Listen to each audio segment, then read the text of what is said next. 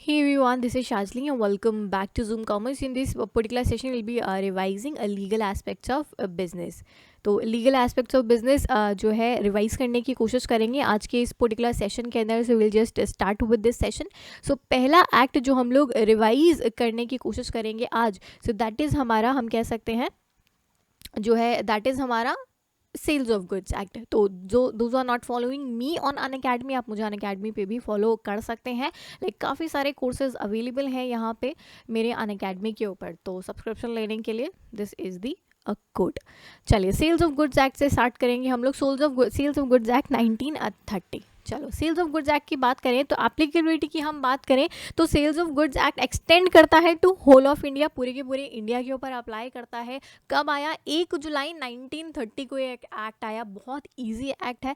यहाँ पे क्या बात करते हैं? कॉन्ट्रैक्ट ऑफ सेल की बात होती है यहाँ पे, जो कि इंक्लूड करता है both sale as a sale as well as जो अग्रीमेंट है सेल करने का. यानी मान लीजिए सेल नहीं हो रही है, केवल अग्रीमेंट हो रहा है, सेल फ्यूचर में होगी, वो भी इस एक्ट के अंदर इंक्लूड होता है आपका. Now the word Indian over year was omitted the title of act in 1963. यानी पहले ये जो एक्ट था आपका that was sales Indian sales of goods act. अभी जो है ना उसके बाद में इंडियन वर्ड जो है हटा दिया गया, क्योंकि ऑब्वियसली बात है हम लोग फॉरेन पे भी डिपेंडेंट है. तो यहाँ पे सारा कुछ इंक्लूड हो गया है आपका ना. अगर इस एक्ट की बात करें तो सेल्स की डेफिनेशन के अंदर क्या क्या इंक्लूड होती हैं? आपकी सारी की सारी मूवेबल प्रॉपर्टी इंक्लूड होती है. इमूवेबल प्रॉपर्टी के लिए हम लोग कौन सा एक्ट करते हैं? ट्रांसफर ऑफ प्रॉपर्टी एक्ट 1882 के अंदर. ये वाली प्रॉपर्टीज आपके अंदर अगेन ये आपके एग्जामिनेशन के अंदर नहीं है. तो डेफिनेशंस की बात करें तो गुड्स की डेफिनेशन देखिए रखी हुई है सेक्शन 2 सबसेक्शन 7 के अंदर. अब वेरी इंपॉर्टेंट सेक्शन. यहाँ पे क्या बोल रहे हैं कि सारे टाइप की जो मूवेबल प्रॉपर्टी है other than actionable claims and money जो इंक्लूड करता है. इंक्लूड क्या क्या करेगा? आपका स्टॉक इंक्लूड करता है, शेयर्स इंक्लूड करता है, ग्रोइंग क्रॉप्स इंक्लूड करता है, ग्रास इंक्लूड करता है. ये सारी चीज़ें इंक्लूड होती हैं आपकी. ये सारे के सारे मेरे क्या है? मेरे गुड्स हैं. सेलर कौन है? वो पर्टिकुलर पर्सन जो अग्री कर रहा है या जो सेल कर रहा है इन्हीं गुड्स को, आपको जो ऊपर डेफिनेशन के अंदर देके रखा हुआ है. अग्रीमेंट टू सेल क्या हो गया? जब मैं आज अग्री कर रही हूँ कि हाँ ठीक है हम सेल करेंगे, जैसे आप होता है ना सोफे का ऑर्डर देने जाए या ऐसा कुछ भी, तो सेल टेक प्लेस करेगी एक फ्यूचर डेट ऑफ टाइम पे, लेकिन अग्रीमेंट आज अपन ने आज ही कर लिया. So that is agreement to sell. Again यहाँ पे अगर हम इस एक्ट की बात करें तो sale as well as agreement to sell दोनों ही आपका इंक्लूड होता है. नाउ सेल्स की बात करें at the time of contract ही अगर आपका ट्रांसफर ऑफ प्रॉपर्टी हो जा रहा है. Now, if we talk about what are the various essential elements, valid contract of sale के essential elements क्या क्या है? तो जो following are essential valid of contract, valid contract of sale आपका. Now there must be two parties. दो parties होनी चाहिए, एक सेलर एंड दूसरा आपका बायर होना चाहिए. सेलर एंड बायर अलग अलग, ये नहीं कि खुद को बेच रहे हैं, खुद को ही सेल कर रहे हैं, खुद को ही बेच ले रहे हैं. दो अलग होना चाहिए पर्सन. ना part owner can sell another, can sell the goods to part owner. होता है ना जैसे एक हाउस है दो भाइयों के नाम पे, तो ये वाला भाई इस वाले भाई को अपना प्रॉपर्टी सेल कर सकता है. This is possible as per sales of goods act आपका. यानी कि हम कह सकते हैं, अब यहाँ पे हाउस ऑब्वियसली बात है हाउस नहीं इंक्लूड होगा सेल्स ऑफ गुड एक्ट में, क्योंकि दिस इज आपका इमूवेबल प्रॉपर्टी. एक खाली एग्जाम्पल के तौर पर मैंने आप लोगों को ये बताया है. तो खाली मूवेबल प्रॉपर्टी की बात करेंगे. मूवेबल प्रॉपर्टी आपके पास में जो भी है तो पार्ट ओनर दूसरे पार्ट ओनर को सेल कर सकता है.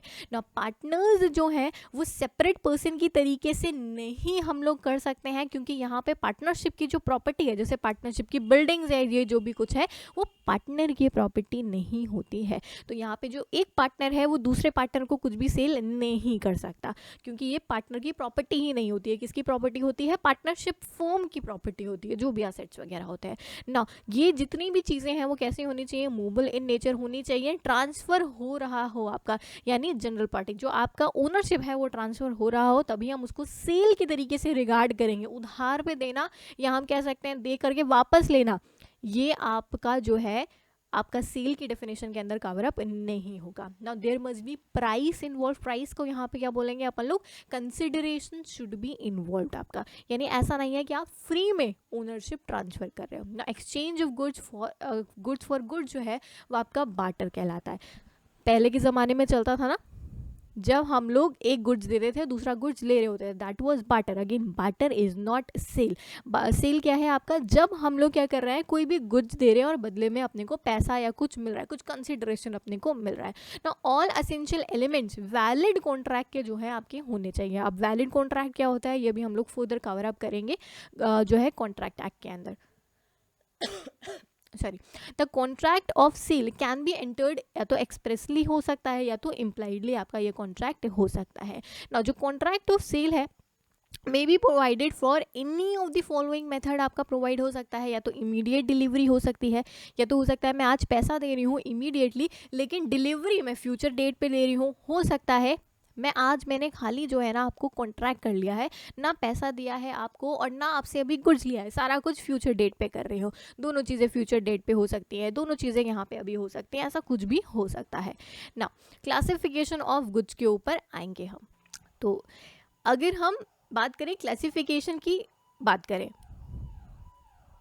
तो हमारे गुड्स जो है एक तो हो गए मेरे एग्जिस्टिंग गुड्स। एग्जिस्टिंग गुड्स नाम से पता चल रहा है जो हम कह सकते हैं जब कॉन्ट्रैक्ट हो रहा है या जब सेल हो रही है तो मेरे गुड्स एग्जिस्ट कर रहे हैं, एग्जिस्टेंस में है गुड्स आपके।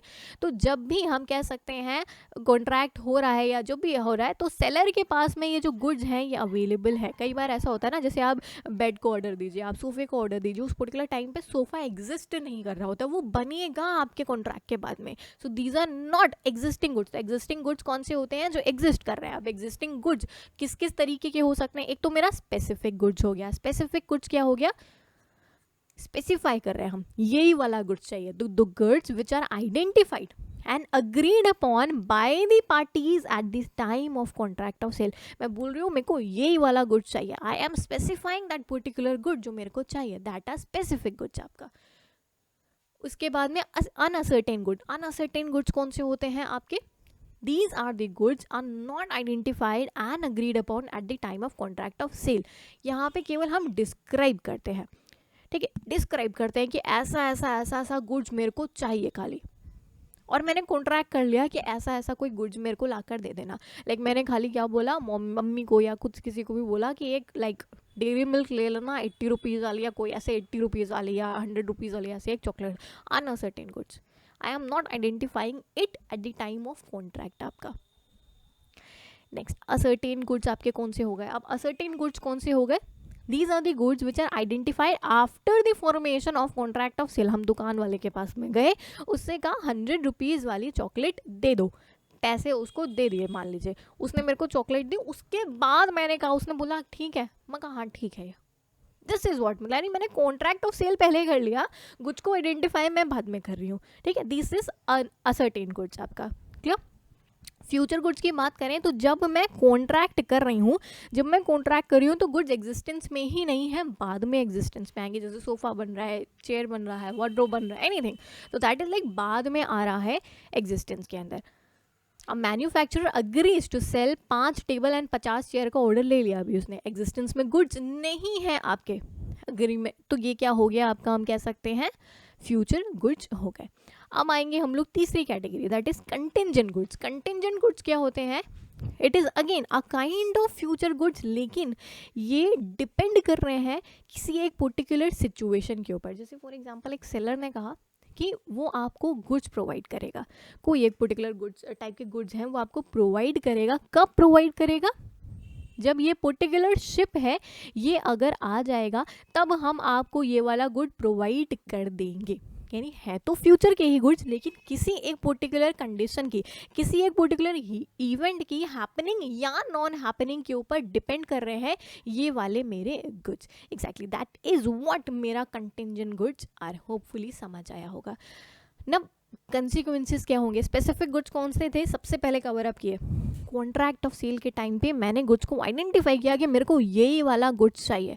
अब अगर यही वाला जो गुड्स मेरे को चाहिए था ये ख़त्म हो गया, डिस्ट्रॉय हो गया, तो क्या करेंगे, what would be the consequences of that. The consequences of destruction of specific goods can be discussed अंदर। तो यहाँ पे क्या हो सकता है, if goods perish before making the contract. मान लीजिए मैंने आइडेंटिफाई तो कर लिया और मैं कॉन्ट्रैक्ट बनाए थे, लेकिन गुड्स पहले से ही खराब हो चुके थे, कॉन्ट्रैक्ट वॉइड है, यानी पॉसिबल ही नहीं है, क्योंकि हम कह सकते हैं ये आपका पहले ही कुछ खराब थे, वॉइड एब इनिशियो, यानी इनिशियली जब कॉन्ट्रैक्ट हुआ तब से ही ये कॉन्ट्रैक्ट आपका वॉइड था, क्योंकि ये गुड्स पहले ही पेरिश हो चुके थे बिफोर द कॉन्ट्रैक्ट आपका।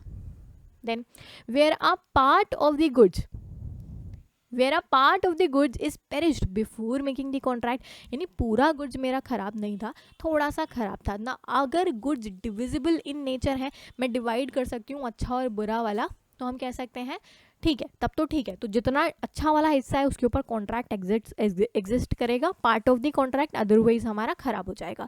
और अगर नहीं है ऐसा तो बाकी का सारा कुछ आपका क्या हो जाएगा, वॉइड एब इनिशियो हो जाएगा। यानी जितना भी हम कह सकते हैं डिवाइड नहीं कर सकते, या पूरा ही अगर हम हटा नहीं सकते अपना कॉन्ट्रैक्ट, हटा नहीं सकते का मतलब अच्छा और बुरा वाला गुड्स अलग अलग सेपरेट नहीं कर सकते, तो पूरा कॉन्ट्रैक्ट आपका क्या हो जाएगा, वॉइड हो जाएगा, यानी लागू नहीं होगा आपका। नेक्स्ट आएंगे, if goods perish after the agreements but before the sale, जब अग्रीमेंट कर रहे थे तब गुड्स सही थे, उसके बाद खराब हुए गुड्स, लेकिन सेल से पहले, यानी मेरे को गुड्स नहीं मिले थे एज अ बायर, मेरे को गुड्स नहीं मिले थे, उसके पहले खराब हो गए, तो contract is void if subsequently the goods have perished. Again contract अब वॉइड एब इनिशियो नहीं है, बाद में वॉइड हो गया, लेकिन ठीक है, पहले से वॉइड नहीं था, वॉइड एब इनिशियो नहीं है, बट बाद में ये वॉइड हो गया कॉन्ट्रैक्ट, नहीं, it can not be applicable at this particular time. Now implied condition की अगर हम बात करें, what are the implied condition, एक तो हो गया आपका कंडीशन एज टू टाइटल, चोरी का गुड्स नहीं बेचना है यार, उसको टाइटल प्रोवाइड करना है, तो condition as to title.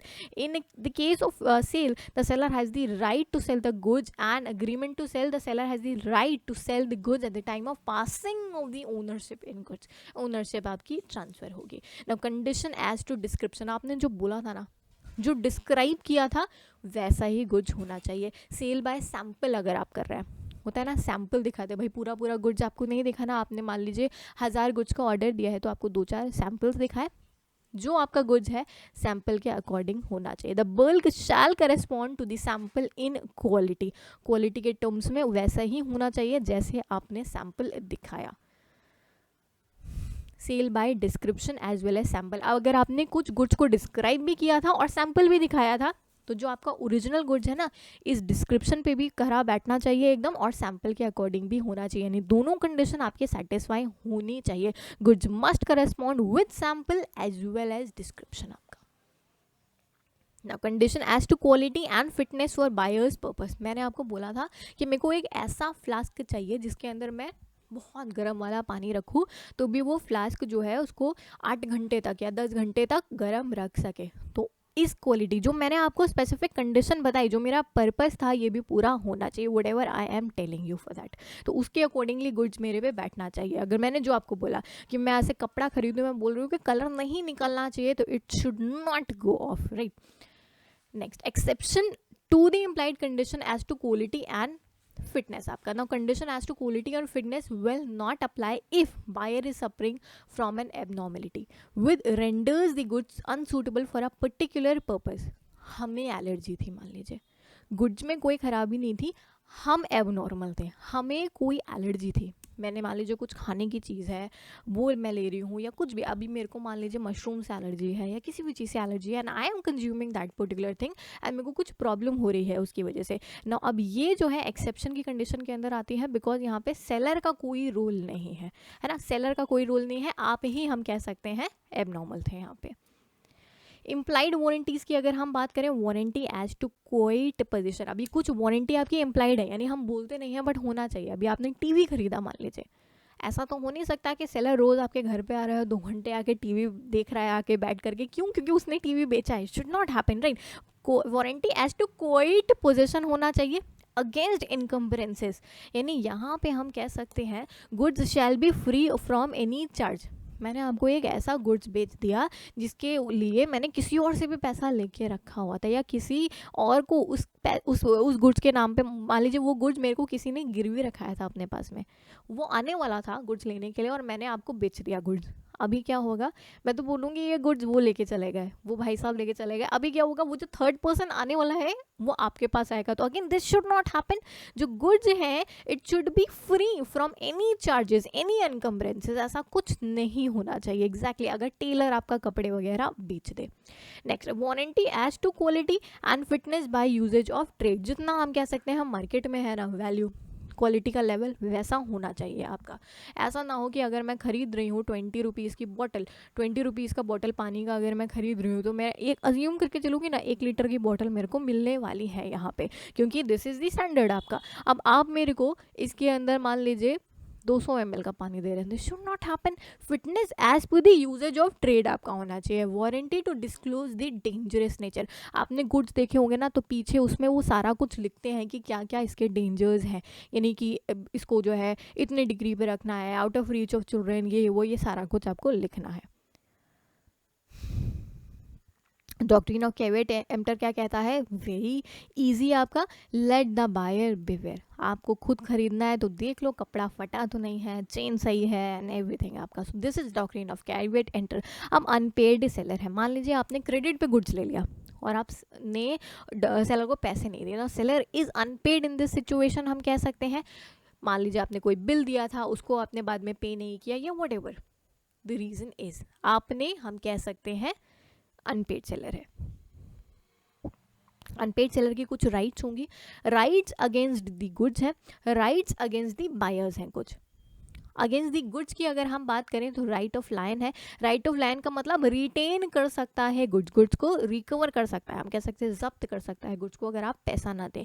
Right to stoppage in transit, अगर रास्ते में गुड्स जा रहा है, मान लीजिए पहले वाले गुड्स का पैसा नहीं दिया, वो रास्ते में आपका गुड्स रोक सकता है जो आपका जा रहा है। राइट टू रीसेल, आपने अगर पैसा नहीं दिया है, जिसको जैसे हम लोग बोलते हैं ना शेयर्स के अंदर forfeiture of share, sale of forfeited shares, तो यहाँ पे वो सेलर ही तो था ना, आपने पैसा नहीं दिया, उसने गुड्स को वापस लिया, रीसेल कर दिया। So these are like 3 rights आपका जो सेलर को अवेलेबल है अगेंस्ट दी गुड्स। आपका अगेंस्ट दी गुड्स ये 3 राइट्स अवेलेबल है। अब अगर हम अगेंस्ट दी बायर की बात करें तो क्या है, स्यू कर सकता है आपको प्राइस के लिए, स्यू कर सकता है आपको इंटरेस्ट के लिए। अगर बायर अनरीजनेबल डिले कर रहा है पेमेंट देने में तो सेलर की राइट है तो कि वो इंटरेस्ट भी क्लेम कर सकता है। 10,000 रुपये थे आपको आज देने थे, आप नहीं दे रहे हैं, आप डिले कर रहे हैं, तो वो इंटरेस्ट का पैसा भी आपसे क्लेम कर सकता है। अपार्ट फ्रॉम प्रिंसिपल आपको फिर क्या देना पड़ेगा, इंटरेस्ट भी देना पड़ेगा। Now right for sue for compensation, अगर आपने ब्रीच ऑफ कॉन्ट्रैक्ट किया है, आपने मान लीजिए ऑर्डर दिया उसको कि मेरे को ये सोफ़ा चाहिए और आप सोफ़ा नहीं लेने आए, तो इन दिस सिचुएशन आपने ब्रीच ऑफ कॉन्ट्रैक्ट किया, अगर उसका कोई लॉस हुआ है वो बिल्कुल आपसे क्लेम कर सकता है। Right to sue for anticipatory contracts. Now when agreement to sell is breached, agreement to sell अगर ब्रीच किया गया है before the performance, it is anticipatory breach, again यहाँ पर भी वो आपको स्यू कर सकता है कंपनसेशन के लिए, उसको कोई भी लॉस अगर हो। नेक्स्ट आएंगे हम लोग that is negotiable instrument act के ऊपर। नेगोशिएबल इंस्ट्रूमेंट की बात करें, नेगोशिएबल इंस्ट्रूमेंट की अगर हम बात करें तो नेगोशिएबल इंस्ट्रूमेंट डॉक्यूमेंट इंक्लूड करेंगे अ point to pay a certain sum of money, certain sum of money to the bearer of document आपका। ना इंडिया के अंदर there are only 3 kinds of negotiable instruments हैं आपके। कौन कौन से, एक तो प्रोमिसरी नोट हो गए, एक हो गया बिल ऑफ एक्सचेंज, एक हो गया आपका चेक। तो तीनों को एक एक करके अपन लोग कवर अप करने की कोशिश करते हैं क्या है आपके। तो अगर हम कैरेक्टरिस्टिक्स की बात करें नेगोशिएबल इंस्ट्रूमेंट की, तो नेगोशिएबल इंस्ट्रूमेंट के कैरेक्टरिस्टिक क्या है, no it is a written document with duly signed आपका रहता है, ये ड्रॉन है फॉर कंसिडरेशन, ड्रॉ करते हैं, यहाँ पे पार्टीज रहती हैं, डिसऑनर होगा अगर तो लीगल एक्शन हम ले सकते हैं। Now kinds of negotiable instrument अभी हमने देखा कि 3 तरीके के होते हैं आपके जो कि रिकॉग्नाइज्ड हैं बाय स्टेटस। उसके बाद में कुछ हमारे पास में नेगोशिएबल इंस्ट्रूमेंट हैं that are recognised by usages, या जिसको हम लोग बोलते हैं कस्टम ऑफ ट्रेड, जैसे हमारे बैंक नोट्स हो गए, एक्सचेकर बिल्स हो गए, टी बिल्स हैं, वारंट्स हैं, डिविडेंड वारंट्स होते हैं, आपके शेयर वारंट्स होते हैं, बहुत सारी चीज़ें जिसको हम पैसे के बदले, जिसको भाई हम किसी एक पर्टिकुलर चीज़ को लेने के बदले पे कर सकते हैं। तो वो हो गया क्या, नेगोशिएबल इंस्ट्रूमेंट हो गया हमारा। अब अगर एक एक करके देखें तो पहला नेगोशिएबल इंस्ट्रूमेंट है बिल ऑफ एक्सचेंज, सेक्शन 5 के अंदर कवर अप किया गया है ना। बिल ऑफ एक्सचेंज क्या है, एक instrument in writing containing N unconditional order है। अनकंडीशनल ऑर्डर का मतलब ऐसा नहीं हम कह रहे हैं कि कल को हम पेमेंट करेंगे अगर ये होगा, अगर मगर जैसी सिचुएशन नहीं होनी चाहिए, अनकंडीशनल होना चाहिए। जो बना रहा है बिल ऑफ एक्सचेंज आपका, वो साइन करेगा एक सर्टेन पर्सन के नाम पे कि भाई मैं इतना पैसा, सर्टेन पैसा आपको देंगे ऑन ऑर्डर आपका। So this is what bill of exchange is specimen. ये है आपका, ड्रॉअर बनाता है बिल, ड्रॉई के नाम पे बिल बनाया जाता है आपका, उसके बाद में यहाँ पे साइन करता है। साइन कौन करता है, जो बिल बना रहा है ना, ड्रॉअर माने आपका सेलर, ठीक है। जो भी आपका बिल बना रहा है यहाँ पे इससे साइन करवाएगा, इससे साइन करवाएगा आपका दिस थिंग, ओके। अगर हम बात करें पार्टीज बिल ऑफ एक्सचेंज की कौन कौन सी हैं, ड्रॉअर हो गया द पर्सन जो हम कह सकते हैं बिल बनाता है, who make the order for making payment, आपका सेलर ही देगा ना ऑर्डर, ऑब्वियस सी बात है पेमेंट करने के लिए। ड्रॉई की बात करें to whom the order is made, भाई बायर पैसा देता है, इसी को ऑर्डर देंगे हम पैसा देने का। पेई कौन है, the person to whom the payment is made. अब ये दोनों सेम हो सकते हैं, हो सकता है सेलर बोले मेरे को पैसा दे दो, तो ड्रॉअर भी वही हो गया, पेई भी वही हो गया। और अगर हो सकता है सेलर बोले कि मेरे को नहीं, मिस्टर बी को पैसा दे दो, तो ये हो गए पेई हमारे। Both can be same, both can be different as well. तो बिल ऑफ एक्सचेंज की बात करें तो 3 पार्टीज हमारी रहती हैं। एसेंशियल्स क्या क्या है, राइटिंग में होना चाहिए, ऑर्डर टू पे होना चाहिए, यहाँ पे अनकंडीशनल होना चाहिए, साइन करा हुआ होना चाहिए, सर्टेन होना चाहिए, ये नहीं कि हमारा जो मर्जी आएगा वो पेमेंट करेंगे, सर्टेन अमाउंट वहाँ पे मेंशन होना चाहिए। 3 पार्टीज मेनली रहती हैं, ड्रॉअर, ड्रॉई। पेई आपका 2 भी हो सकती हैं, ड्रॉअर एंड पेई आपका सेम भी हो सकता है। सेकेंड बिल ऑफ एक्सचेंज की बात करेंगे हम लोग, सेकेंड नेगोशिएबल इंस्ट्रूमेंट की बात करेंगे, that is promissory and note. ना प्रोमिसरी नोट की अगर हम बात करें तो सेक्शन 4 के अंदर डिफाइन करें बिल ऑफ एक्सचेंज, सेक्शन 5 था, प्रोमिसरी नोट सेक्शन नंबर 4 है। प्रॉमिस है, यहाँ पे नाम में ही पता चल रहा है, यहाँ पे ऑर्डर नहीं रहेगा, यहाँ पे क्या रहेगा, यहाँ पे प्रॉमिस है। और प्रॉमिस कौन करेगा, ऑब्वियसली बात है बायर प्रॉमिस करेगा कि भाई हम प्रॉमिस कर रहे हैं आपको पैसा हम देंगे, या आपको या जो भी बियरर होगा उसको हम पैसा देंगे। तो ये आपका स्पेसिमेन रहता है ऑन डिमांड, मैं प्रॉमिस करता हूँ सो एंड सो कि मैं इतना इतना पैसा सो एंड सो पर्सन को दूंगा, प्रॉमिसरी नोट। पार्टीज की बात करें, यहाँ पे 2 पार्टीज रहती हैं, एक तो मेकर जिसको हम लोग ड्रॉअर कहते हैं। यहाँ पे ड्रॉअर कौन, जो पर्सन बिल ड्रॉ कर रहा है। अब यहाँ पे जो मेकर है या जो ड्रॉअर है वो कौन होता है, आपका बायर होता है, जिसे पैसे देने होते हैं, वो ड्रॉ कर रहा होता है आपका प्रॉमिसरी नोट। पेई कौन, वो पर्सन जिसको हम पैसा देंगे। अब अगर आपको मान लीजिए मैंने आपके नाम पे प्रॉमिसरी नोट बनाया, अगर आप चाहें तो इसको किसी और के फेवर में भी एंडोर्स कर सकते हैं, यानी आप इसको ट्रांसफ़र भी कर सकते हैं। हो सकता है आप मिस्टर सी को ट्रांसफ़र कर दें, उनसे पैसा ले लें 10,000 रुपये, और 10,000 रुपये का प्रॉमिसरी नोट जो है वो आप ट्रांसफ़र कर दें उनके नाम पे। एसेंशियल्स की बात करें तो सेम ही एसेंशियल्स है, यहाँ पे राइटिंग में होना चाहिए। यहाँ पे ऑर्डर की जगह पे क्या रहेगा, प्रॉमिस टू पे रहेगा। यहाँ पे अगेन अनकंडीशनल रहेगा, ये भी आपका साइन करेगा मेकर आपका। मेकर यहाँ पे कौन रहता है, मेकर कौन रहता है, आपका बायर, क्योंकि ऑब्वियस ही बात है भाई वो प्रॉमिस कर रहा है पे करने का, तो बायर ही प्रॉमिस करेगा। भाई सेलर तो बता चला गुड्स भी दे दिया, प्रॉमिस भी वही कर रहा है सेल करने का, तब तो हमारा बायर की तो फिर एकदम चांदी वाली हालत हो जाएगी। तो बायर पैसा देगा ऑब्वियसली, तो बायर यहाँ पे प्रॉमिस करेगा, राइट। तो मेकर एंड पे की बात करें, सर्टेन पर्सन होना चाहिए। हम सर्टेनली लिख रहे हैं कि इसको पैसा देंगे, अपना नाम भी सर्टेनली, ये नहीं कि कोई भी पैसा दे देगा, मैं या मेरे बदले कोई और, ऐसा नहीं लिखना है। मेकर भी सर्टेन होना चाहिए, और जो पेई है वो भी सर्टेन होना चाहिए कि सो एंड सो पर्सन को हम पैसा देंगे। लीगल टेंडर ऑफ मनी है ये।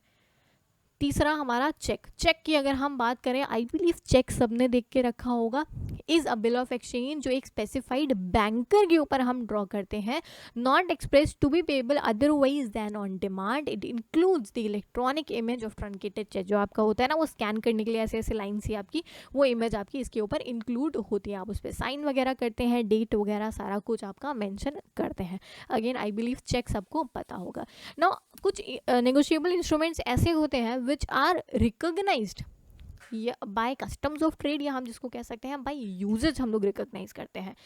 जैसे आपको किसी को पैसा देना हो, किसी को लाइक सेटलमेंट करना हो, तो उसको पैसा दे सकते हैं, बैंक नोट, या हो सकता है आप अपना शेयर्स दे दें उसको, शेयर सर्टिफिकेट दे दे कि भाई इसके ऊपर इतना डिविडेंड आने वाला है, आप यही रख लीजिए। This can also happen. Dividend warrant जिसको अपन बोलते हैं वो भी दे सकते हैं हम लोग, या हमारे पास में कोई बॉन्ड्स है, कोई वारंट कुछ भी है, हम उसको भी दे सकते हैं। तो अगेन यूजेज और ट्रेड के अकॉर्डिंगली मेरे नेगोशिएबल इंस्ट्रूमेंट्स हो सकते हैं। बैंक नोट जिसको हम लोग लाइक नॉर्मल जो आपकी नोट्स होती हैं दैट इज़ आपका बैंक नोट। एक्सचेकर बिल्स हो गए आपके। एक्सचेकर बिल्स जो आपका ब्रिटिश है ना, वो लोग शॉर्ट टर्म में अगर पैसा लेने की कोशिश करते हैं ना, अगर आपको शॉर्ट टर्म में पैसा लेने की कोशिश करते हैं ना, तो वो एक्सचेकर बिल इशू करते हैं। इंडिया की अगर अपन बात करें तो जैसे टी बिल्स वगैरह इशू करते हैं ना, अगेन मैंने मान लीजिए 25,000 रुपये का एक टी बिल खरीदा, ठीक है, मतलब 23,000 रुपये का खरीदा, गवर्नमेंट मेरे को 25,000 रुपये देगी मान लीजिए सो एंड सो डेट पे। अभी मेरे को नीड है 25,000 की करंट में, तो मैं क्या गई, मैं मिस्टर ए के पास में गई और मैंने मान लीजिए उनको ये, या मुझे मिस्टर ए को मान लीजिए पैसे देने थे, तो मैंने 25,000 रुपये ना दे करके इनको ये अपना टी बिल दे दिया। This can also happen again. तो यहाँ पे मैं सेटलमेंट कर रही हूँ, पैसा दे रही हूँ इनको थ्रू आपका टी बिल्स। तो this can again be a negotiable instrument. Negotiable instrument होता क्या है कि आप पैसे की जगह यानी सेटलमेंट के लिए जिसको यूज़ कर सकते हैं, कंसिडरेशन के लिए जिसको यूज़ कर सकते हैं आप। Now again share warrants, again अभी हम इसको डिस्कस कर चुके थे। डिविडेंड्स वगैरह जो आपके रहते हैं, आपके जो शेयर्स वगैरह रहते हैं, इसको भी मान लीजिए आपको किसी को पैसे देने थे, उसके बदले आपने अपने शेयर्स उसको दे दिए, तो शेयर वारंट आपने दे दिया, या डिविडेंड अपना आपने किसी को दे दिया, दैट कैन ऑल्सो हैपन।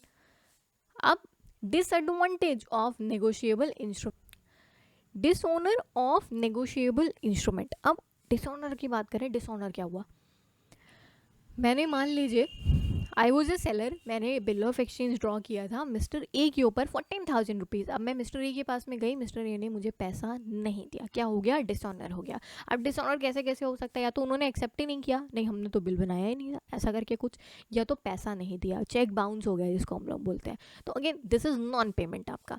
तो dishonour bye non payment, non acceptance हो सकता है जब ड्रॉई जो है फिक्टिशियस पर्सन है, और if he can not B trace, मतलब अंडरग्राउंड हो गया अभी आपका ड्रॉई, नीरव मोदी टाइप्स आपका। तो दिस इज हम कह सकते हैं डिसऑनर हुआ, नॉन एक्सेप्टेंस, हमको बंदा ही नहीं मिल रहा है तो पैसे किससे मिलेंगे। तो when the drawee is incompetent to contract the bill is treated as dishonour. Insolvent हो गया वो मान लीजिए ना, या इनकम्पिटेंट टू कॉन्ट्रैक्ट का मतलब यहाँ पे क्या हुआ कि वो ल्यूनेटिक था मान लीजिए, माइनर था, लेकिन अभी तो मतलब उससे कॉन्ट्रैक्ट कर लिया हमने, लेकिन he was incompetent to contract. तो अगेन दिस इज लाइक आपका मानते हैं हम लोग कि बिल जो है आपका क्या हो गया है, डिसऑनर हो गया है। जब हम कह सकते हैं क्वालिफाइड एक्सेप्टेंस हो रही है, क्वालिफाइड एक्सेप्टेंस का मतलब अभी वो क्या है, सेटलमेंट करने की कोशिश कर रहे हैं, कॉम्प्रोमाइज़ करने की कोशिश कर रहे हैं, कॉम्प्रोमाइज़ करने की कोशिश कर रहे हैं कि मतलब 10,000 का बिल है, हमसे बोल रहे हैं 8,000 ले लो यार, ख़त्म करो इसको केस को यहाँ पे। तो दिस इज़ व्हाट हम कह सकते हैं, अगेन नॉन एक्सेप्टेंस करें क्योंकि वो 10,000 का बिल अपना एक्सेप्ट नहीं कर रहे हैं। सो दिस इज़ व्हाट हम कह सकते हैं डिसऑनर हुआ है bye non acceptance, not dishonour bye जो है आपका नॉन पेमेंट के थ्रू क्या हो सकता है, instrument is also dishonoured by non instrument when presentment for payment is excused and the instrument when overdue remains unpaid. आपका जब भी था आपने पैसा नहीं दिया, आप एक्सक्यूजेस बना रहे हैं, आज नहीं, कल नहीं, परसों नहीं, इस टाइप का। सो दिस इज डिसऑनर हुआ है again bye non payment. Okay, next effect of dishonour की बात करें। अभी अगर डिसऑनर हो गया है तो क्या इफेक्ट हो सकता है, तो अगर इफेक्ट हुआ है चाहे नॉन एक्सेप्टेंस से हुआ है, चाहे नॉन पेमेंट से हुआ है, कुछ भी हुआ है, तो अगेन यहाँ पे कुछ राइट्स होंगी, कुछ ड्यूटीज़ होंगी। तो डिसऑनर पे जो होल्डर है उसकी ड्यूटी क्या क्या है, एक तो नोटिस दे डिसऑनर का, प्रॉमिसरी नोट है, बिल ऑफ एक्सचेंज है या चेक है, अगर डिसऑनर हुआ है बाय नॉन एक्सेप्टेंस या नॉन पेमेंट, तो जो भी होल्डर है वो सबसे पहले तो नोटिस देगा पार्टीज को, इंस्ट्रूमेंट के, जिसको भी उसे लगता है कि ये लोग लायबल हैं हमें पैसा देने के लिए, सबको आप नोटिस दीजिए। नोटिंग एंड प्रोटेस्टिंग, ये नहीं कि आप एक तो उनको नोटिस दे रहे हैं और दूसरी तरफ उनके साथ बैठ के डिनर लंच सारा कुछ चल रहा है, आपका प्रोटेस्ट करना है आपको कि भाई डिसऑनर हुआ है आपका। फिर suit for money, after the formality of noting, protesting, everything हो चुका है, आपने उनको मांग लिया, उनसे कॉल कर ली, सब कुछ कर लिया आपने, तो अब आप क्या करेंगे, द होल्डर में bring a suit against the party is liable.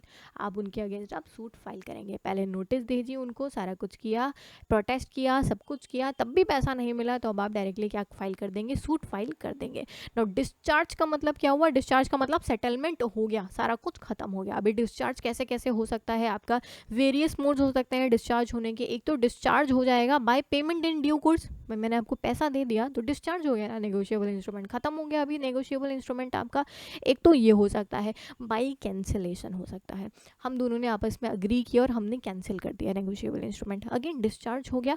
अब ये जो कैंसिलेशन हो सकता है इंटेंशनल हो सकता है, if a parties name is cancelled by mistake it would not discharge him from the liability. ठीक है, गलती से अगर कैंसिल आउट कर दिया तब लायबिलिटी खत्म नहीं हुई, इंटेंशनली कैंसिल करना है आपको हर एक चीज़ प्रॉपर एकदम, उसका चार्ज खत्म करना है, तो तब वो बंदा डिस्चार्ज हो जाएगा फ्रॉम एनी लायबिलिटी जो अराइज करेगी डिसऑनर से। एक हो सकता है अपरेंट, अपरेंट का मतलब the cancellation to distinctly appear on the instrument, it is better to make cancellation by drawing lines with the name. अलग अलग से हम लोग कैंसिल कर रहे हैं। डिस्चार्ज बाय रिलीज, पैसा दे दिया है मान लीजिए हमने, अलाइंग ड्रॉई आपका किसी तरह के से भी, इन शॉर्ट आपका जो है हम लोग क्या करने की कोशिश कर रहे हैं, किसी तरीके से भी आप क्या करने की कोशिश कर रहे हैं, उसको ख़त्म करने की कोशिश कर रहे हैं। डिस्चार्ज बाय डिले हो सकता है, मान लीजिए हमने ये वाला कैंसिल करके 2 महीने बाद का एक और मान लीजिए आपको नेगोशिएबल इंस्ट्रूमेंट बना करके दे दिया, तो अभी ये वाला जो है वो डिस्चार्ज हो गया आपका। तो इस तरीके से भी आपका डिस्चार्ज हो सकता है। इंडियन कॉन्ट्रैक्ट एक्ट 1872, जो पहले वाले में हमने कवर अप किया था ना, कॉन्ट्रैक्ट होना चाहिए आपका सेल्स में, वहाँ पे जो मैंने कहा था कि एक एक्ट अभी कवर अप करेंगे, this is that act, Indian contract act 1872 का कवर अप करते हैं ना। मीनिंग एंड नेचर की बात करें इंडियन कॉन्ट्रैक्ट एक्ट की, तो जो law relating to contract is governed by the Indian contract act 1872। कब आया? फर्स्ट डे ऑफ सितंबर 1872 को। The preamble to the act से क्या करता है, यानी प्रियम्बल क्या बोलता है, to define and amend certain parts of law जो कि एक कॉन्ट्रैक्ट से रिलेट करते हैं। अगेन होल ऑफ इंडिया को जो है आपका ये लागू होता है। एसेंशियल एलिमेंट्स की बात करेंगे, वैलिड कॉन्ट्रैक्ट के एसेंशियल एलिमेंट्स क्या क्या है, आपके सेक्शन 10 के अंदर देखे रखा है इंडियन कॉन्ट्रैक्ट एक्ट 1872 का। तो एसेंशियल एलिमेंट्स की बात करें, ऑफर होना चाहिए आपका, ऑफर, भाई किसी को लाइक प्रपोजल दिया आपने, दैट इज व्हाट आपका ऑफर इज आपका, by another party resulting in an agreement. अब दूसरा वाला पार्टी जो है यस कर रहा है आपका, तो ये क्या हो गया आपका, अग्रीमेंट हो गया। And intention to create, legal relationship create करने का इंटेंशन है, तो वो क्या हो गया आपका, कॉन्ट्रैक्ट हो गया। The agreement is supported by lawful consideration. तो जब भी कोई अग्रीमेंट, भाई मैंने आपको प्रपोजल दिया, कोई आपने एक्सेप्ट किया, और ये जो एक्सेप्टेंस है इसके बाद में इस अग्रीमेंट को हम सपोर्ट कर रहे हैं, अगर लॉफुल कंसिडरेशन थे तो ये क्या बनेगा आपका, कॉन्ट्रैक्ट बनेगा। तो अगर हम बात करें कॉन्ट्रैक्ट की, तो वैलिड कॉन्ट्रैक्ट कौन कौन से हो सकते हैं, therefore to form valid contract there must भी आपका एक अग्रीमेंट होना चाहिए। भाई पहले एक्सेप्टेंस हो जाए, उसके बाद में ही हम देखेंगे कि लॉफुल कंसिडरेशन हो रही है या नहीं, तो पहले अग्रीमेंट होना इज मैंडेटरी। जेन्युइन कंसेंट होना चाहिए। जेन्युइन कंसेंट का यहाँ पे मतलब है कि हमें जोर जबरदस्ती से किसी का कंसेंट नहीं लेना है, बाय कोएर्जन या ऐसा कोई कंसेंट आपको नहीं लेना है। सपोर्टेड बाय लॉफुल कंसिडरेशन होना चाहिए, लॉफुल कंसिडरेशन होना चाहिए, यानी ऐसा ना हो कि मैं 2 लाख की कार अपनी 10,000 में आपको बेच रही हूँ। लॉफुल कंसिडरेशन होना चाहिए आपका, made for a lawful object, आपका बेटिंग वेटिंग के कॉन्ट्रैक्ट्स नहीं करने हैं आपको, यानी लॉफुल ऑब्जेक्टिव भी होना चाहिए। बिटवीन द कंपीटेंट पार्टीज, इनकम्पीटेंट कौन से हो गए आपके, माइनर्स, ल्यूनेटिक, इंसॉल्वेंट, इनके बीच में कॉन्ट्रैक्ट नहीं होना चाहिए। Contract should be between competent parties आपका। नो अग्रीमेंट की अगर हम बात करें तो अग्रीमेंट क्या है, अगर इंडियन कॉन्ट्रैक्ट एक्ट की बात करें तो सेक्शन 2 सबसेक्शन ई के अंदर इन्होंने डिफाइन करके रखा हुआ है। Now agreement comes into existence when one party makes a proposal या offer to the other party and the other party signifies his assent thereto. In nutshell agreement क्या है, total sum total of offer and acceptance। वो होता है ना school time पे वगैरह proposal and all, सो वो अगर यस हो गया सो क्या हो गया, अभी अग्रीमेंट हो गया, जिसको क्या बोलते हैं, कमिटमेंट बोलते थे ना स्कूल टाइम में, ऐसे स्कूल क्या मतलब अभी भी यही बोलते हैं, कमिटमेंट है ना, committed. So this is what आपका हम कह सकते हैं अग्रीमेंट टेस्ट। तो कैरेक्टरिस्टिक्स क्या है, कैरेक्टरिस्टिक्स क्या है अग्रीमेंट की, आपकी प्लूरलिटी ऑफ पर्सन है भाई, 2 लोग होने चाहिए कम से कम आपका, दो लोग होने चाहिए, ऐसा तो है नहीं खुद को ही प्रपोज कर रहे हैं खुद को ही एक्सेप्ट कर रहे हैं, दिस शुड नॉट हैपन, है ना। दो या दो से ज़्यादा लोग आपके होने चाहिए। उसके बाद में कंसेंसस एट इटम, यानी द मीटिंग ऑफ माइंड्स होना चाहिए। हमने कुछ और सेंस में प्रपोज किया, उधर से कुछ और सेंस में प्रपोजल हुआ, हमने किसी और सेंस में प्रपोजल किया, उधर से जो है जो आया वो एज ए फ्रेंड आया मान लीजिए, दैट शुड नॉट हैपन, है ना। कंसेंसस ऑफ माइंड, भाई माइंड मिलना चाहिए आपका। हम जिस सेंस में बोल रहे हैं सामने वाला बंदा उसी सेंस में उसको एक्सेप्ट कर रहा है, so that is consensus ad idem आपका। Now agreement which are not contracts, कुछ अग्रीमेंट ऐसे हो सकते हैं जो कॉन्ट्रैक्ट नहीं होंगे। Now agreement relating to social matters, now agreement between, भाई अग्री किया मूवी जाने का, डिनर जाने का, सो कि this is sort of agreement. भाई प्रपोजल दे रहे हैं, प्रपोज कर रहे हैं, प्रपोजल देने का मतलब ऑफर कर रहे हैं, अग्रीमेंट हो गया, सामने से यस हो गया कि हाँ चलिए चलेंगे हम। अगेन दिस इज नॉट आल, हम कह सकते हैं कॉन्ट्रैक्ट नहीं बना सकते इसको हम, इसके ऊपर कोई लीगल पेनल्टी नहीं होगी कि मूवी देखने नहीं आए अगर हम। So again these agreements are not contracts आपका। डोमेस्टिक अरेंजमेंट्स, हमने क्या कहा कि घर का काम करेंगे आप और हम करेंगे बाहर का काम, नहीं किया घर का काम किसी दिन, तो दिस इज नॉट आपका, हम कह सकते हैं कॉन्ट्रैक्ट, है ना। ऐसा वाला कोई कॉन्ट्रैक्ट नहीं था, दिस वाज लॉ, लाइक हम कह सकते हैं डोमेस्टिक अग्रीमेंट था। Again we can not sue that particular person. अब now will talk about offer या प्रपोजल। ऑफर या प्रपोजल क्या है? ऑफर अभी इतनी देर से अपन लोग कवर अप कर रहे हैं, ऑफर क्या हो गया? विलिंगली अगर हम किसी को कोई ऑफर दे रहे हैं, कोई प्रपोजल दे रहे हैं, सो that is what an offer is या प्रपोजल इज, कुछ भी अगर हमने कहा। लैप्स ऑफ ऑफर क्या हो गया आपका? हमने कहा कोई ऑफर दिया, भाई जैसे मान लीजिए वही वाला अपना ऑफर लेके चलते हैं, प्रपोजल किया, अभी उधर से येस और नो कुछ आया ही नहीं, मान लीजिए येस और नो आया ही नहीं है, और ये वाला जो बंदा था ना, ये मिस्टर एक्स थे, अभी इन्होंने क्या किया, किसी और को दे दिया वही सेम प्रपोजल, मान लीजिए किसी को भी दे दिया। अभी ये वाला तो लैप्स हो गया ना जो इनको दिया था, क्योंकि इधर से तो कुछ आया ही नहीं, इधर से तो कुछ आया ही नहीं, तो हम कह सकते हैं नॉन एक्सेप्टेंस हुआ अगर एक स्पेसिफाइड टाइम्स के अंदर, लैप्स हो गया ऑफर आपका। उसके बाद में रिजेक्शन हो गया आपका, तब भी लैप्स हो गया। काउंटर ऑफर पड़ गया, काउंटर ऑफर का मतलब इधर से तो कुछ और प्रपोजल मिला था और उधर से हम कह सकते हैं कुछ और प्रपोजल मिल गया हमको, मान लीजिए एज अ फ्रेंड वाला या राखी वाकी टाइप्स आपका, सो लैप्स हो गया, ये वाला ऑफर चला गया आपका, है ना। ये वाला ऑफर तो खत्म हो गया, अभी तो उधर से राखी मिलने वाली है हमको, सो हम कह सकते हैं ये वाला ऑफर आपका क्या हो गया, कैंसिल हो गया। क्यों? क्योंकि उधर से एक काउंटर ऑफर अपने को आ गया। Then revocation of offer by the offerer आपका। अब रिवोकेशन का मतलब कैंसिलेशन, रुक जाना बीच में ही रिवोक कर देना। अभी an offer may be revoked by the offeror eight the time before the acceptance. अभी यहाँ पे प्रपोजल दिया लेकिन पहले ही वापस ले लिया उधर से, एक्सेप्टेंस से पहले, लाइक एनी ऑफर। रिवोकेशन भी आपको कम्युनिकेट करनी है, ऑफर कम्युनिकेट किया है, रिवोकेशन भी कम्युनिकेट करनी है आपको। जैसे होता है ना कि नहीं यार मेरे को अपनी गाड़ी सेल करनी है फॉर दिस पर्टिकुलर अमाउंट, नहीं सेल करनी, कल को मन बदल गया तो आपको बताना है कि भी मेरे को नहीं सेल करनी है, वो जो ऑफर था ना वो मैंने रिवोक कर दिया, खत्म, अभी नहीं। ओके अगर हम कह सकते हैं कि बिफोर आपका कम्युनिकेटिंग सामने वाले बंदे ने एक्सेप्ट कर लिया, तो अभी ये कॉन्ट्रैक्ट हो गया, बिकॉज आपने उसको कम्युनिकेट ही नहीं किया था कि आपने ख़त्म कर दिया है ये। तो अगेन आपको रिवोकेशन भी है अगर आपको, तो बताना है। एक्सेप्टेंस कब होगा? जिसने भी वो पर्टिकुलर, हम कह सकते हैं जो भी आपका आपने प्रपोजल के साथ में जो भी कुछ लाइक रखी थी कंडीशंस वगैरह, तो एक्सेप्ट कर लिया अगर उसने, तो इसका मतलब उसने एक्सेप्टेंस कर लिया है आपके पर्टिकुलर प्रपोजल का। अब रूल्स गवर्निंग एक्सेप्टेंस क्या क्या है? जो एक्सेप्टेंस है वो एक्सप्रेसली होना चाहिए, वर्ड्स में स्पोकन, या हम कह सकते हैं एक इम्प्लाइडली भी हो सकता है। हालांकि एक्सेप्टेंस इम्प्लाइडली का मतलब कि यार अगर लाइक मूवी चलना तो बताना वहीं पे 3 बजे मिल जाना, सामने वाले बंदे ने ना यस बोला ना नो बोला, लेकिन वो 3 बजे उस पर्टिकुलर जगह पे आ गया, तो अगेन एक्सेप्टेंस हो गया वहाँ पे। Now will move toward standing offers आपका। अब एक तो हो गया नॉर्मल ऑफर आपका।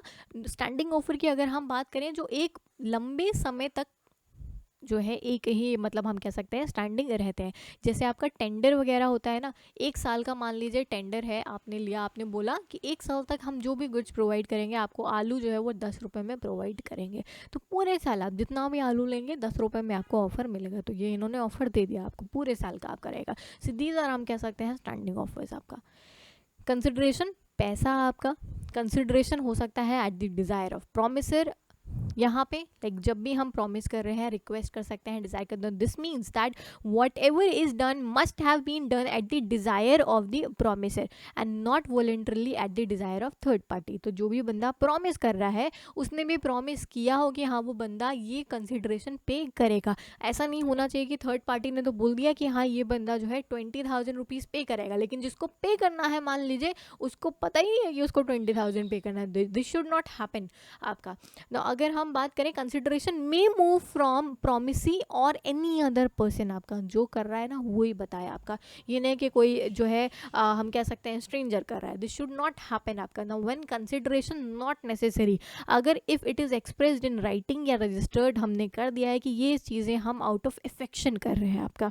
जैसे होता है ना घर बर पे आपका घर आपके नाम कर दिया या आपको प्रॉपर्टी लेके दी थी, वट एवर। अब यहाँ पे हम कह सकते हैं कंसिडरेशन इज नॉट नेसेसरी आपका, क्योंकि यहाँ पे आपको एज अ गिफ्ट मान लीजिए दे रहे हैं या एज अ कंपनसेशन दे रहे हैं किसी पिछली पुरानी चीज़ की। आपने मान लीजिए कुछ पहले किया है उनके लिए और उन्होंने अब आपको मान लीजिए उस तरीके से एज अ गिफ्ट दे रहे हैं। तो अगेन दिस इज यहाँ पे आपका कंपनसेशन इज नॉट नेसेसरी, दहेज we can say. Flaw in capacity यानी किस किस के साथ में आप कॉन्ट्रैक्ट नहीं कर सकते। माइनस, ल्यूनेटिक्स यानी जिनका माइंड हम कह सकते हैं स्टेबल्स नहीं है, या जो भी वो पर्सन है जिनको हमने कॉन्ट्रैक्ट करने से डिस्क्वालीफाई किया है। मान लीजिए उन्होंने कोई जो है पास्ट में फ्रॉड किया था या कुछ भी किया था, जिसको भी लॉ ने डिस्क्वालीफाई किया है, उनके साथ में आप कॉन्ट्रैक्ट जो है वो नहीं कर सकते। अब मान लीजिए कैसा हो सकता है कि कॉन्ट्रैक्ट किया लेकिन बीच में तोड़ दिया, बीच में तोड़ दिया तो ब्रीच हो गया कॉन्ट्रैक्ट का, घपला कर दिया। दोनों में से कोई भी पार्टी कर सकती है, कॉन्ट्रैक्ट बीच में तोड़ सकती है। तो रेमेडीज क्या क्या है कॉन्ट्रैक्ट की? तो remedies for beach of contract क्या हो सकता है आपका? सेम ही वही हम कह सकते हैं जो पहले वाला सेलर को मिल रहा था ना, उसी टाइप का रहता है यहाँ पे भी रेमेडी आपका। यहाँ पे आपको जो है पैसा मिल जाएगा, डैमेजेस, ये भी सारा कुछ, मतलब सूट वूट आप फाइल कर सकते हैं यहाँ पे। So these are the remedies आपका जो आपको अवेलेबल है for breach of a contract. Now remedies for breach of contract आपका ये मेंशन करके रखा हुआ है। हम लोग मूव ऑन करेंगे कॉन्ट्रैक्ट ऑफ इंडेमनिटी के ऊपर। कॉन्ट्रैक्ट ऑफ इंडेमनिटी का मतलब क्या हुआ? जो इंश्योरेंस वगैरह होता है ना, दैट इज आपका कॉन्ट्रैक्ट ऑफ इंडेमनिटी। मान लीजिए मेरा 10,000 का गुड्स था, कम अमाउंट हो गया, 10 लाख का गुड्स था मेरा इसके ऊपर मैंने मान लीजिए इंश्योरेंस लिया इंडेमनिफाई करने के लिए इसका रिस्क। ना व्हाट एम आई सेइंग कि ये जो 10 लाख का मेरा गुड्स है, ये अगर कल को आग लग जाए, चोरी हो जाए, जल जाए, नुकसान हो जाए, कुछ भी हो जाए, तो एक थर्ड पर्सन क्या करने की कोशिश करे, एक थर्ड पर्सन क्या करेगा, इसको, इस रिस्क को कवर अप करेगा जो भी मेरे को लॉस हुआ है। अब ये गुड्स के अगेंस्ट हो सकता है, किसी लॉ सूट के अगेंस्ट हो सकता है। मैंने कहा कि यार ये पर्सन तो मेरे पे केस कर देगा, तो थर्ड पर्सन कह रहा है अगर ये केस करता है ना तो इस केस में जो भी आपका लॉस होगा वो हम पे करने वाले हैं। कॉन्ट्रैक्ट ऑफ इंडेमनिटी हो गया ये आपका। कॉन्ट्रैक्ट ऑफ बेलमेंट की बात करेंगे। कॉन्ट्रैक्ट ऑफ बेलमेंट क्या है? बचपन में होता था, मम्मी वगैरह कहीं पे जाती थी या आप कभी कहीं पे जाते थे तो कीज़ रखवाते थे क्या किसी के पास में? कीज़ रखवाते थे, घर की कीज़ मान लीजिए रखवा दी है, या पेट्स वगैरह आप पड़ोसी को रखवाते थे। सो वो जो आपके और आपके पड़ोसी के बीच में कॉन्ट्रैक्ट है ना, that was contract of bailment आपका। Now a bailment is a transaction whereby one person delivers goods to another person for some purpose आपका। मान लीजिए अपना पेट उनको दिया है कि हम 1 वीक की ट्रिप पे जा रहे हैं, वापस आएंगे तो आपसे ले लेंगे, upon a contract that they are when the purpose is accomplished. अब वो 1 हफ्ते का पर्पस जब अकम्प्लिश हो जाएगा तो वो पर्सन डिलीवर कर देगा गुड्स। जो पर्सन डिलीवर करता है वो बेली हो गया, और जिसको वो गुड्स मिल रहे हैं वो हो गया आपका, सॉरी वो बेलर हो गया, और जो जिसको गुड्स मिल रहे हैं वो आपका बेली हो गया। अगेन अब यहाँ पे राइट्स क्या क्या है, ड्यूटीज़ क्या क्या है। तो जो वो पड़ोस वाली आंटी के पास में हमने चाबी रखवाई थी, उनको कोई राइट नहीं है हमारी प्रॉपर्टी के ऊपर, यानी कीज की उनके पास रखाई है, लेकिन again she is not the owner. वो मेरे घर के अंदर नहीं आ सकती, डिसीजंस नहीं ले सकती, मेरे घर को रेंट पे नहीं उठा सकती। उनको मेरा गुड्स एक पर्टिकुलर सेट पीरियड के बाद में वापस करना पड़ेगा। उनकी राइट्स क्या क्या रहेंगी? उनकी राइट्स ये रहेंगी कि अगर कोई एक्स्ट्रा ऑर्डिनरी खर्चा हुआ, मान लेते हैं उस बीच मेरे घर में आग लग गई, कुछ भी XYZ वट कोई एक्स्ट्रा ऑर्डिनरी खर्चा हुआ या कुछ हुआ, उसके लिए हम उनको पैसा देंगे। जो भी उनका लॉस हुआ, मैंने अपना पेट रखाया था, पेट ने जो खाया पिया, जो भी एक्स्ट्रा ऑर्डिनरी खर्चा हुआ वो हम उनको पे करेंगे। So these are several rights या सेवरल ड्यूटीज आपका हम कह सकते हैं बेलमेंट से रिलेटेड। लॉ ऑफ एजेंसी क्या रहता है आपका? आपने देखा होगा ना, जो प्रिंसिपल्स वगैरह हैं उन लोग अपने एजेंट्स वगैरह रखते हैं, और वो जो एजेंट्स क्या है उनके बदले हम कह सकते हैं गुड्स वगैरह जो है वो सेल करते हैं। तो एजेंट की अगर हम बात करें, वो पर्सन जिसको हम लोग एम्प्लॉय करते हैं, कौन एम्प्लॉय करते हैं? प्रिंसिपल एम्प्लॉय करता है। कॉन्ट्रैक्चुअल रिलेशनशिप रहती है with third parties. Now as the definition indicates, agent जो है एक केवल कनेक्टिंग लिंक है, किसके बीच में? वो जो बायर है और ये जो मेरा प्रिंसिपल है, बस ये बीच में। जैसे इंश्योरेंस एजेंट्स वगैरह है ना, कॉन्ट्रैक्ट आपका इंश्योरेंस एजेंट के साथ नहीं होता, किसके साथ होता है? उस कंपनी के साथ होता है जिसका वो कॉन्ट्रैक्ट बेच रहे हैं हमको, और हम क्या है? बायर हैं आपके। तो यहाँ पे ये जो एजेंट है एक तरीके से लिंक की तरीके से जो है काम करता है। अब ये कॉन्ट्रैक्ट ऑफ एजेंसी जो है एक्सप्रेसली हो सकता है, इम्प्लाइडली हो सकता है। एक्सप्रेसली मान लीजिए हमने आपके साथ में कोई कॉन्ट्रैक्ट करके रखा हुआ है, एक्सप्रेसली साफ शब्दों में कॉन्ट्रैक्ट किया, तो क्या हो गया? कॉन्ट्रैक्ट जिसको हमने एक्सप्रेसली किया। इम्प्लाइडली की अगर हम बात करें, अपने आप हो गया कॉन्ट्रैक्ट, अपने आप क्या हो गया? अगर आप बढ़ाई चढ़ाई कर रहे हैं हमारी सबके सामने ऐसे, और आप हमें भेज रहे हैं वो लोगों को हमारे पास में, तो you are acting as a agent, लेकिन मेरे और आपके बीच में कोई कॉन्ट्रैक्ट नहीं हुआ, मान लीजिए। So this I can say is implied agency आपका। Now express agency, implied agency हमने कवर अप कर लिया। अब इम्प्लाइड एजेंसी के अंदर क्या क्या इंक्लूड होगा वो देख लेते हैं, जो कि हम कह सकते हैं कंडक्ट के थ्रू आती है ऐसे ही, या सिचुएशन के थ्रू आती है आपकी। तो एक तो हो गई agency by estoppel. Estoppel arises when you are precluded from denying the truth of anything. कोई किसी को लग रहा है कि आप सो एंड सो कंपनी के लिए काम करते हैं, सो एंड सो की प्रेज कर रहे हैं कुछ, अब यू आर नॉट डिनाइंग, तो इसका मतलब आपने उस पर्टिकुलर कंपनी की जो एजेंसी है उसको एक्सेप्ट करा है कहीं ना कहीं। तो because you are acting like an agent, हम कह सकते हैं, एक्सप्रेसली नहीं क्योंकि आपके बीच में कोई कॉन्ट्रैक्ट नहीं हुआ, but seriously you are acting in front of others, तो इम्प्लाइड कॉन्ट्रैक्ट है। Wife as an agent, where a wife and a husband are living together, wife is presumed to have her husband's authority to pledge his credit for purchase of necessities of life suitable to the standard of living। आपका होता है ना, shop पे गई wife अगर, ना what she can do, goods ले सकती है और ये बोल सकती है कि हमारे हस्बैंड पैसा देके जाएंगे। वाइफ एज एन एजेंट, अब यहाँ पे लिंक किसके बीच में बना? उसके हस्बैंड एंड ये शॉपकीपर के बीच में। इसने कैसे क्या एक्ट किया? ये कनेक्टिंग लिंक की तरीके से एक्ट किया। Again implied agreement, implied agent हो गया ये। नाउ एजेंसी ऑफ नेसेसिटी आपका, in certain conditions a person who has been entrusted with another's property may have to incur unauthorized expenses to protect या preserve it. Such an agency is called agency of necessity आपका। Example देखेंगे। For example A ने send किया एक horse को by railway, on its arrival at the destination there was no one to receive it.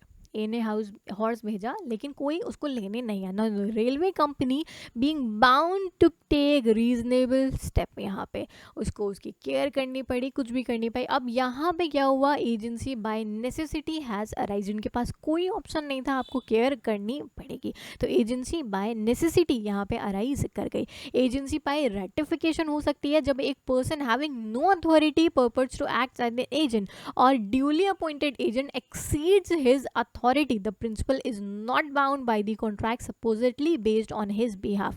हमने क्या कहा कि भाई हम एक जो है वो ले रहे हैं 50% ऑफ दे रहे हैं। अभी ये जो एजेंट था ये भाई इसने 50 की जगह 70 बोल के गुड्स को लेके आ गए। अभी यहाँ पे एजेंसी बाय रेटिफिकेशन, मान लीजिए वो 70% लेकर के आ गया, 70% उसने बोल दिया कि हमारे तो शॉप में 70% डिस्काउंट चल रहा है, जबकि एक्चुअल में 50% चल रहा था, वो हमारा एजेंट था। जब कस्टमर अंदर आया, I am not seeing anything, I am not saying anything customer के सामने या कुछ भी, तो विच क्लियरली मीन्स कि प्रिंसिपल ने क्या किया है, जो उसने एजेंसी क्रिएट करी 70% वाली, उसको एक्सेप्ट कर लिया। सो एजेंसी बाय रेटिफिकेशन यहाँ पे अराइज हो गई आपकी। Okay, in this way an agency by ratification arises. This is also known as ex post facto agency, agency arising after the event आपका।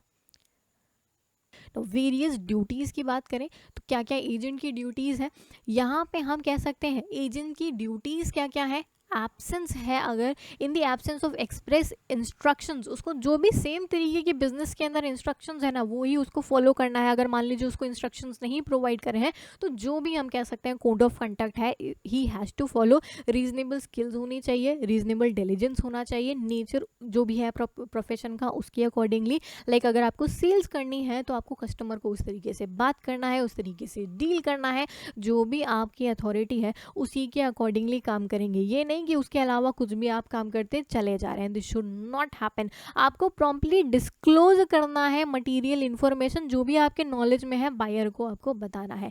ऐसा नहीं है कि आप कुछ छुपाते हुए चले जा रहे हैं। मान लीजिए आपकी कंपनी जो है धोखाधड़ी करे, ऐसा कुछ करिए, not the agent should disclose, हम कह सकते हैं कॉन्फिडेंशियल इन्फॉर्मेशन, लेकिन डिस्क्लोज नहीं करेंगे। Now the agent must keep true accounts, घपला वपला नहीं करना है, सीक्रेट प्रॉफिट नहीं कमाना है।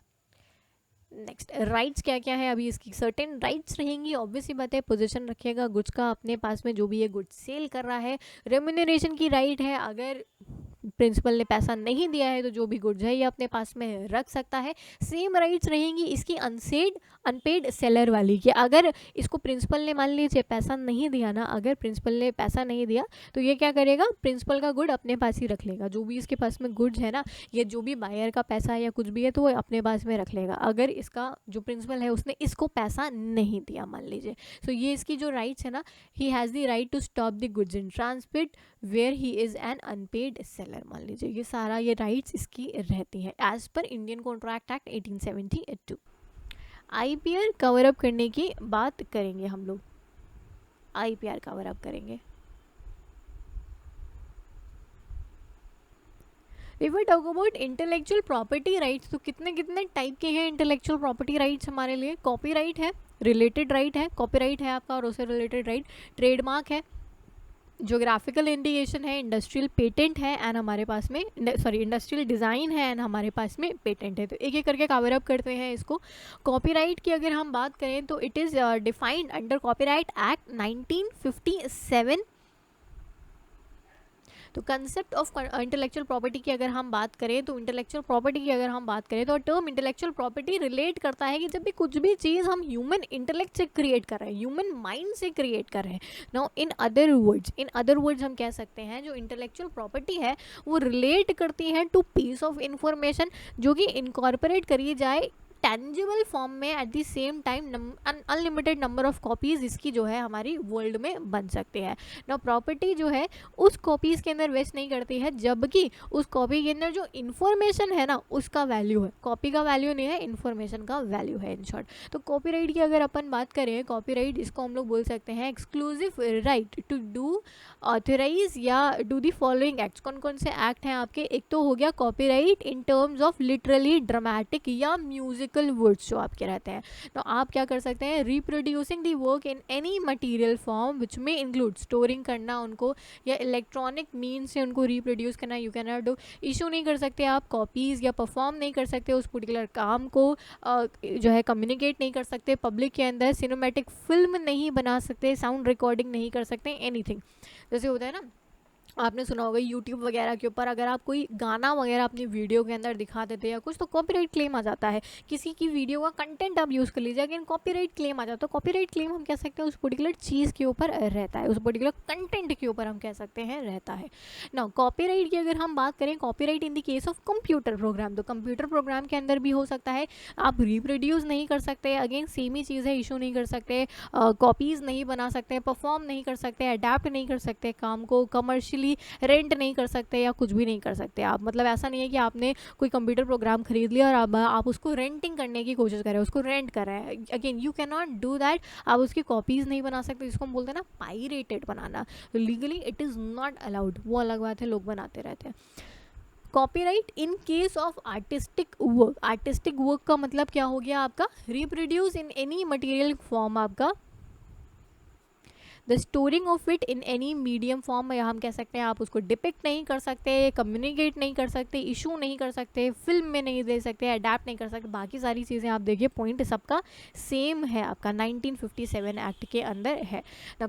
Copyright in case of cinematographic film, आपका जो एक फिल्म रहता है उसके अंदर जो भी कुछ वो लोग दिखाते हैं एंड एवरीथिंग, अगेन वो भी आप रिप्रोड्यूस नहीं कर सकते। ये सारा कुछ जो वो होता है ना, वो फिल्म वो लोग डुप्लीकेट ऐसे हॉल में जाकर के ऐसे बनाने की कोशिश करते हैं ना कैमरे वगैरह से, that is not allowed because copyright claim आता है ना। Copyright in case of sound recording, again piracy.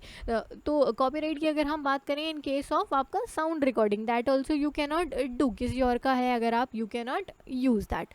बाकी सारी चीज़ें सेम। अगर हम यहाँ पे बात करें तो ये जितना भी हम कह सकते हैं कॉपीराइट की अपने अपन ने बात करी, चाहे साउंड रिकॉर्डिंग, चाहे मूवीज़ की बात करी या कुछ भी बात करी, who is the author in this particular situation? Who is the author? अगर लिटरली ड्रामेटिक वर्क की अगर हम बात करें तो जिसने भी वो काम को क्रिएट किया, म्यूज़िकल उसकी बात करें तो जो कंपोज़र रहता है ना वो आपका, उसके बाद में सिनेमेटोग्राफी की बात करें तो जो प्रोड्यूसर है मूवी का वो, साउंड रिकॉर्डिंग की बात करें तो जिसने भी प्रोड्यूस किया, फोटोग्राफ की बात करें तो जिसने भी वो फोटोग्राफ खींची, कंप्यूटर प्रोग्राम की बात करें जिसने भी वो प्रोग्राम क्रिएट किया, वो उसका क्या माना जाएगा? ऑथर माना जाएगा। अब इस बंदे को, ये जो ऑथर है, इसको कितने साल की कॉपीराइट मिलती है, इसको कितने साल का रहता है ना। टर्म्स की अगर हम बात करें इन case of literally dramatic, musical या आर्टिस्टिक वर्क ना, for a life time of the year, पूरी जिंदगी तक उसका कॉपीराइट रहेगा, मरने के 60 साल बाद तक, यानी पूरा लाइफ टाइम, और मरने के भी 60 साल बाद तक हम कह सकते हैं कॉपीराइट उसका उसके ऊपर रहेगा। Now in case of copyright anonymous है, अगर मान लीजिए, या हम कह सकते हैं जो है पता नहीं है आपको ना, 60 years from the beginning of the calendar year next following the year in which the work is published आपका, तो जब भी पब्लिश किया है उसके 60 साल तक रहेगा। अब अगेन हमको पता ही नहीं है वो काम है किसका, होता है ना एनोनिमस राइटर्स वगैरह, तो जब भी पब्लिश किया 60 साल तक हम कह सकते हैं कॉपीराइट रहेगा आपका, लेकिन बाद में हमको पता ही नहीं वो बंदा मरा कब, तो कर नहीं सकते, वो वाला कंडीशन अप्लाई नहीं कर सकता ना। कॉपीराइट अमेंडमेंट एक्ट आया आपका 1994 के अंदर, इसने क्या किया, has given special right to every broadcasting organisation, broadcasting organisation को स्पेशल राइट दिया है। क्या राइट दिया है? 25 साल from the beginning of calendar year following the broadcast is made, आपका इस तक के लिए इनको जो है अग्रीमेंट है, इनको कॉपीराइट है 25 सालों का आपका, हम कह सकते हैं। जिन्होंने ब्रॉडकास्ट एजेंसी जो है उनको भी कॉपीराइट प्रोवाइड किया। ऑफेंस क्या है? अगर ये कॉपीराइटेड कंटेंट था, आपने यूज़ किया, अगेन व्हाट इज़ दी जो है ऑफेंस या what is the penalty for this? तो एनी पर्सन नोइंगली अगर कॉपीराइट इन्फ्रिंज करता है तो उसको 6 महीने से 3 साल तक की जेल, फाइन की अगर हम बात करें 50,000 से 2 लाख रुपए तक का फाइन। अगर वो कॉपी बना रहा है मान लीजिए कंप्यूटर प्रोग्राम की, तो 7 दिन से 3 साल तक की जेल है आपका। उसके बाद में अगर हम बात करें 50,000 से लेकर के 2 लाख तक का फाइन है आपका। बाकी सारी सिचुएशंस में ये फाइन पेनल्टी है, और केवल कंप्यूटर प्रोग्राम के केस में ये फाइन और पेनल्टी है आपका। नेक्स्ट अपन लोग आएंगे अपील की। तो एनी पर्सन जो भी अग्रीव्ड है, मान लीजिए जिसका आपने कंटेंट कॉपी किया है, चोरी किया है, एनीथिंग जिसका भी है, तो वो पर्सन जो है, जो भी any person aggrieved by decision of the registrar of copyright can prefer appeal to copyright board within 3 months। अगर आपको लगता है कि आपके ऊपर कॉपीराइट क्लेम हुआ है, या कुछ भी ऐसा, कोई भी पर्सन हो सकता है जो कि अग्रीव्ड है, वो अगर उसको लगता है डिसीजन से अगर वो सहमत नहीं है, तो 3 महीने के अंदर अंदर कॉपीराइट बोर्ड के पास में वो जा सकता है। अगेन अभी कॉपीराइट बोर्ड से भी अगर वो सहमत नहीं है तो हाई कोर्ट चला जाए, उसके बाद में हाई कोर्ट के बाद में वो कहाँ जाएगा, सबको मालूम है, सबसे higher authority, that is supreme court. Next आएंगे अपन लोग ट्रेडमार्क एक्ट 1999 के ऊपर। Trademark act 1999। ना ट्रेडमार्क एक्ट की अगर हम बात करें again applies to whole of India, 30 दिसंबर को आया 1999 के अंदर। फंक्शन क्या है, राइट ऑफ ट्रेडमार्क प्रोटेक्ट करना, अनऑथराइज्ड यूज प्रोटेक्ट करना, अनऑथराइज्ड पर्सन को प्रिवेंट करना जो कि हमारा ट्रेडमार्क या हमारा जो लोगो या वो सारी चीज़ें हैं उसको यूज़ कर रहा है ना। फंक्शंस क्या क्या है, दूर से अपने को पता चल जाएगा कि ये गुड्स कहाँ का है, क्या है या कुछ भी नहीं है आपका, ये इमेज जो है आपकी क्रिएट हो जाती है ना। रजिस्ट्रेशन की अगर हम बात करें तो गवर्नमेंट ने एक हम कह सकते हैं controller general of patent design and trademark बनाया है, जिसके पास आप जा कर के ये अपना रजिस्ट्रेशन वगैरह जो है वो करवा सकते हैं। अब इसके बाद में वो सारी चीज़ें देखेंगे जो भी रिक्वायरमेंट है, जो भी कुछ है, उसके बाद में आपको वो ट्रेडमार्क वगैरह जो भी कुछ है वो आपको ग्रांट कर देंगे, whatever the legal requirements are आपका। अब जो भी पर्सन अप्लाई कर रहा है ट्रेडमार्क या किसी चीज़ के लिए, वो यूज़ तभी करेगा उस पर्टिकुलर ट्रेडमार्क को जब आपको ग्रांट हो जाए। ये नहीं कि जब आपने अप्लाई किया तब से यूज़ करने की कोशिश कर दे, नहीं। अगेन ट्रेडमार्क कितने साल तक के आपका एक्सटेंड होता है, 10 साल तक का एक्सटेंड होगा। नेक्स्ट आएंगे हम लोग जोग्राफिकल इंडिकेशंस के ऊपर, जैसे वो बीकानेरी भुजिया एंड ऑल आपका, तो जहाँ पे हम लोग नाम यूज़ करने की कोशिश करेंगे ना। अगर हम जोग्राफिकल इंडिकेशन की बात करें तो कौन सा एक्ट है अपने पास में, 1999 का एक्ट है अपने पास में। अब इन एक्ट्स के अंदर अगर हम बोले ना आईपीआर के अंदर, तो एक्ट्स आपके लिए इंपॉर्टेंट नहीं है, साल इंपॉर्टेंट है कि कितने साल तक के लिए ये पर्टिकुलर जो हम कह सकते हैं ना आईपीआर्स हैं वो आपके एप्लीकेबल हैं, that is the important part आपका। नो जोग्राफिकल इंडिकेशन की अगर हम बात करें तो geographical indications in relation to goods mean करते हैं जब भी हम लोग इंडिकेट कर रहे हैं गुड्स को या किसी भी चीज़ को उस पर्टिकुलर टेरिटरी या उस पर्टिकुलर कंट्री के केस में, जैसे बीकानेर भुजिया या इस टाइप, मतलब एक पर्टिकुलर टेरिटरी, एक पर्टिकुलर जोग्राफिकल सिटी या स्टेट, उसका नाम हम कह सकते हैं वहाँ पे आपका लिख के आ रहा है सामने, आगरे का पेठा जिसको हम लोग बोलते हैं, इस तरीके से। दैट इज़ व्हाट आपका geographical indication is.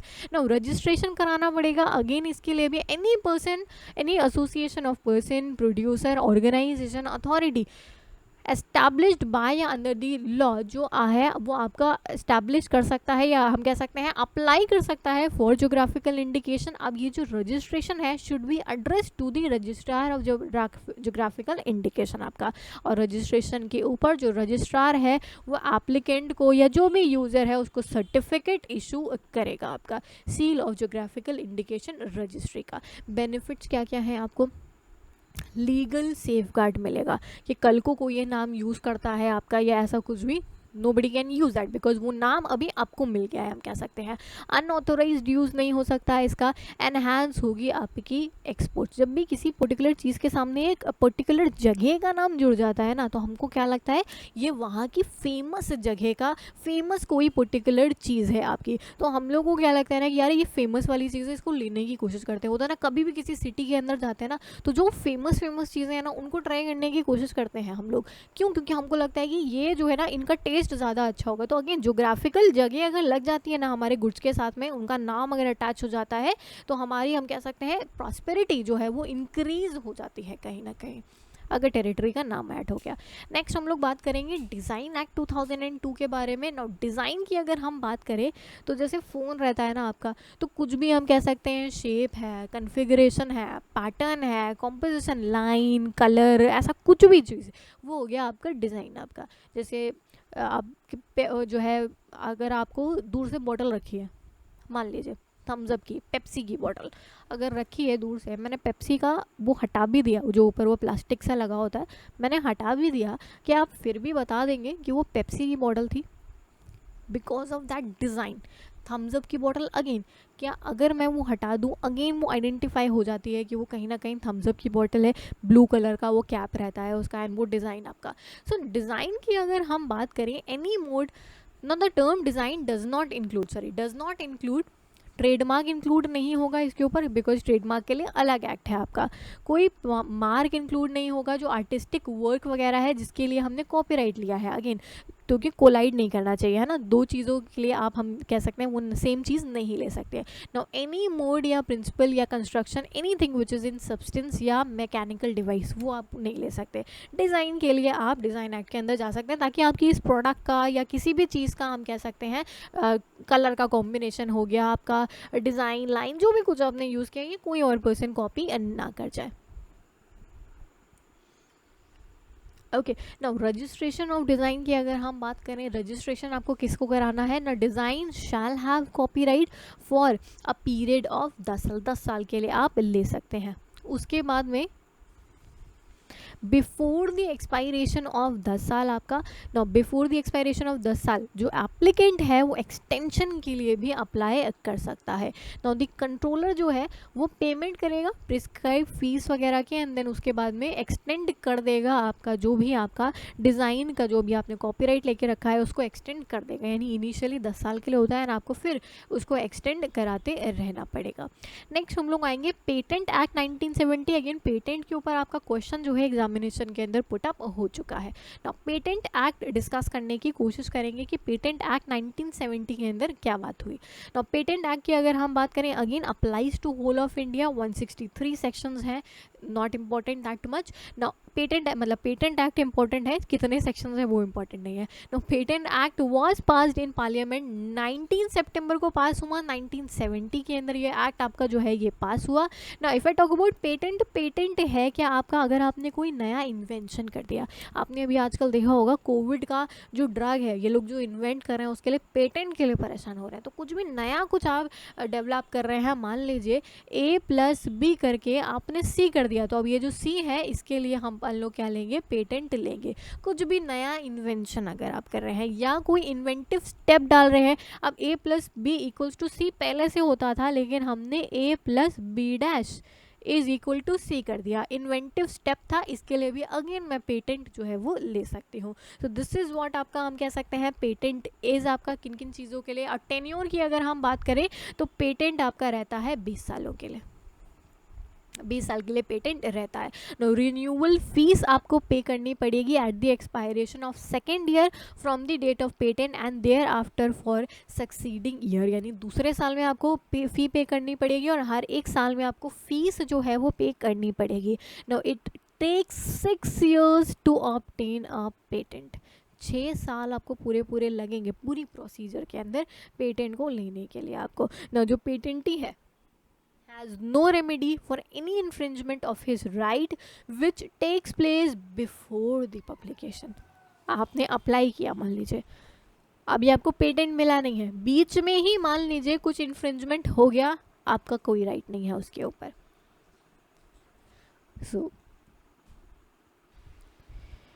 So I hope आपको ये सेशन अच्छा लगा हो। अगर अच्छा लगा होगा तो प्लीज़ चैनल को सब्सक्राइब कर देना, वीडियो को लाइक कर देना, do share it with your friends. अगर आप चाहें तो टेलीग्राम चैनल ज्वाइन कर सकते हैं, टेलीग्राम चैनल का लिंक डिस्क्रिप्शन में देके रखा होगा। If you want you can connect with me on Instagram as well. तो इंस्टाग्राम का अगेन लिंक आपको डिस्क्रिप्शन बॉक्स के अंदर देके रखा होगा। So will see you guys in the next session. Bye bye, take care.